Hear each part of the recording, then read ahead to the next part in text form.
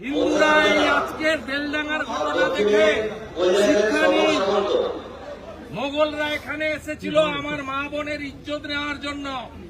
মোগলরা এখানে এসেছিল হিন্দুদের, আদিবাসীদের ধর্ম জোর করে পরিবর্তন করার জন্য।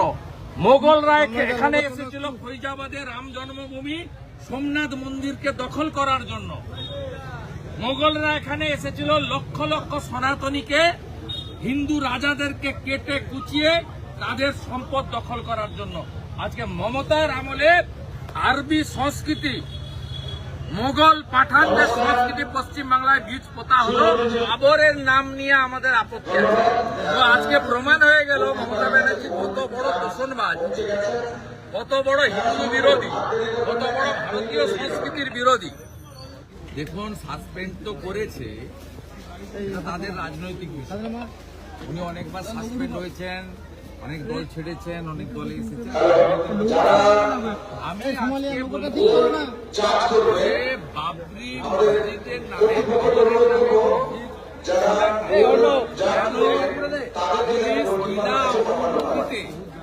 সেখানে একটি 5 কাঠা কারণ এখনো মুর্শিদাবাদ জেলায় কেন্দ্রীয় বাহিনী মোতায়েন। 1 বছর হয়ে গেছে। আমাদের মসজিদ নিয়ে কোনো আপত্তি নেই, 1000টা মানুষ ধর্ম পালন করুন, কিন্তু বাবরের নাম নিয়ে আমাদের আপত্তি আছে। তো আজকে প্রমাণ হয়ে গেল মমতা ব্যানার্জি কত বড় দূষণবাজ, কত বড় হিন্দু বিরোধী, কত বড় ভারতীয় সংস্কৃতির বিরোধী। তিনি মোগল পাঠান যারা হানাদার, তাদের নামে সুপ্রিম কোর্ট যেটাকে সিদ্ধান্ত নিয়েছিল, এটা সরাসরি সুপ্রিম কোর্টকে চ্যালেঞ্জ হলো। এটা প্রমাণ হয়ে গেল এবং মমতা ব্যানার্জি পরোক্ষভাবে পুলিশ দিয়ে পালন করলো। অথচ সরস্বতী পুজো করতে গিয়ে যোগমায়া দেবী কলেজকে ছাত্রীকে হাইকোর্টে যেতে হবে। আমাদের একটা পুজো অনুমোদন দেয় না। আমাকে ভবানীপুরে দোল পূর্ণিমার আগের দিন দোলকা দাহন দেওয়া, যেটা আমাদের গ্রামে এই পোড়ানো হয়, নেড়া পোড়া বলে, ফুলের আগের দিন আমাকে ভবানীপুর বিধানসভায় করতে হাইকোর্টে যেতে হয়েছে। মমতার পুলিশ বাধা দিয়েছে এবং একটা ছোট্ট রাস্তাতে যেখানে জনমানব নেই সেখানে করতে হয়েছে।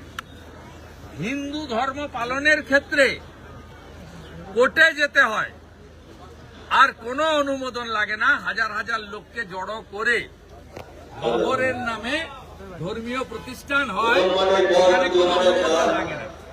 পশ্চিমবাংলার হিন্দুরা যদি ঐক্যবদ্ধ হয়ে মমতা ব্যানার্জিকে না সরান, তাহলে অনেক এলাকার নাম আগামী দিনে ঔরঙ্গজেবের নামে করবে, শাহজাহানের নামে করবে, হুমায়ুনের নামে করবে, বাবরের নামে করবে, আকবরের নামে করবে। তাই হিন্দুরা এই আজকের বেলডাঙ্গার ঘটনা দেখে শিক্ষা নিন। মোগলরা এখানে এসেছিল আমার মা বোনের ইজ্জত নেওয়ার জন্য। মোগলরা এখানে এসেছিল হিন্দুদের, আদিবাসীদের ধর্ম জোর করে পরিবর্তন করার জন্য। মোগলরা এখানে এসেছিল ফৈজাবাদের রাম জন্মভূমি সোমনাথ মন্দিরকে দখল করার জন্য। মোগলরা এখানে এসেছিল লক্ষ লক্ষ সনাতনীকে, হিন্দু রাজাদেরকে কেটে কুচিয়ে তাদের সম্পদ দখল করার জন্য। আজকে মমতার আমলে আরবি সংস্কৃতি, মোগল পাঠানদের সংস্কৃতি পশ্চিমবাংলায় বীজ পোতা হলো। 500 পুলিশের Eastern India's #1 boarding school, Himalayan International Residential School, Siliguri. Separate AC hostel for boys and girls. 126-acre lush green campus. World-class sporting facilities. Admission open for session 2026-27. Hurry up. Limited seats.